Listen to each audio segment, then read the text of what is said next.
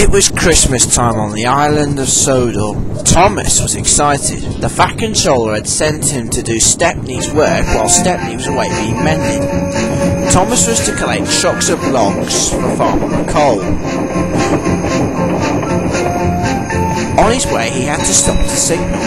Percy was there pulling the post train. "Look, Thomas," said Percy, "the children have built a very big snowman." "The children haven't built it," said Thomas. "That's a balloon." "A balloon?" said Percy.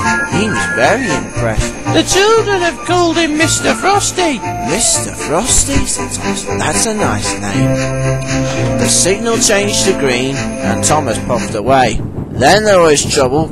A great gust of wind blew Mr. Frosty into the air. It came loose from the pegs and floated away towards Thomas. "Come back, Mr. Frosty!" cried the children.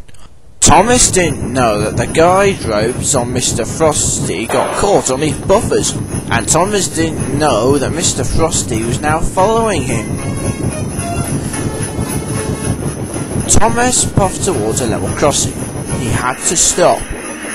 As he stopped, a great gust of wind blew Mr. Frosty right in front of Thomas. Thomas was very surprised. How did Mr. Frosty get here? He thought to himself. He was very puzzled.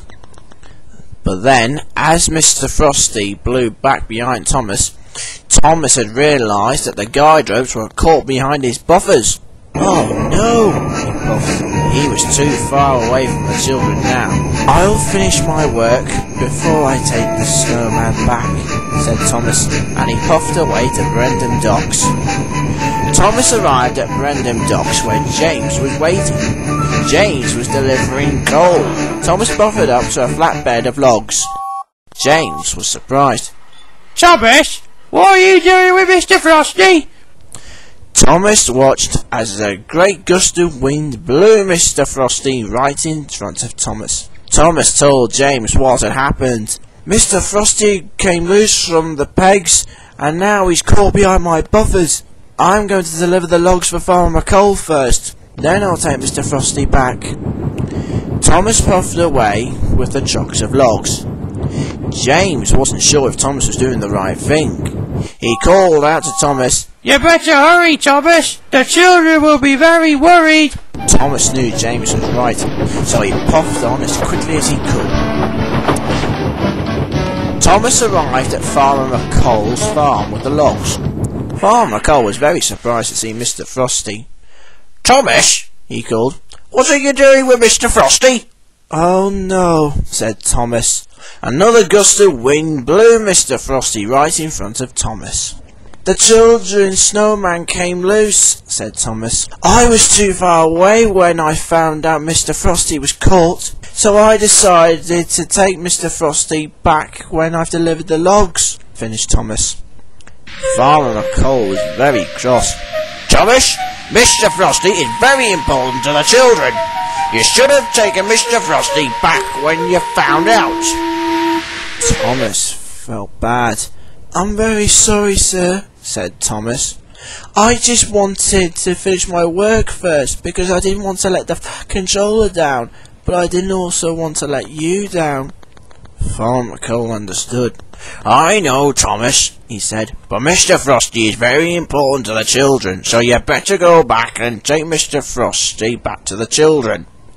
"Yes, sir," said Thomas. He was uncoupled from the flatbed, and Thomas puffed away.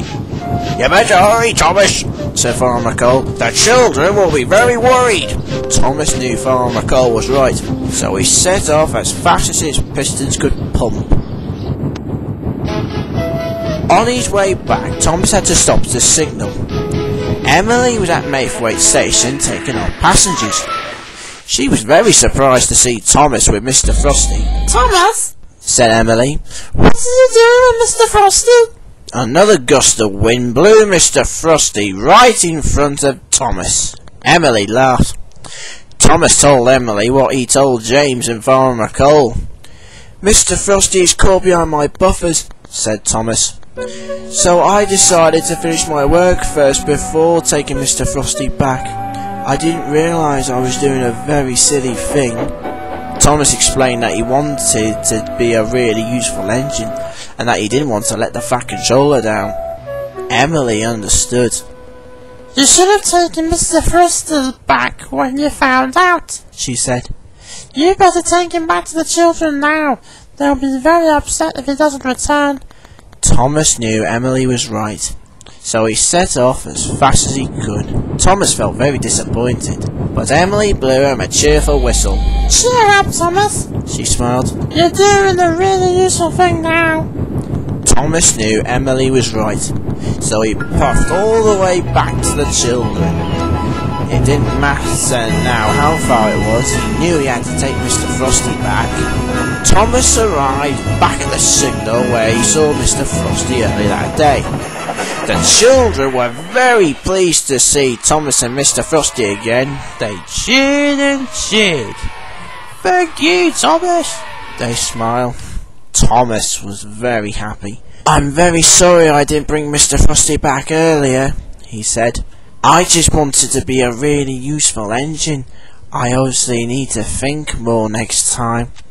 The children cheered and cheered. They were pleased Thomas had learned his lesson.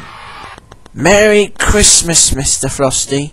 Thomas smiled happily. And Thomas had learned that even though his work is important, he knew that helping the children is a more important thing indeed.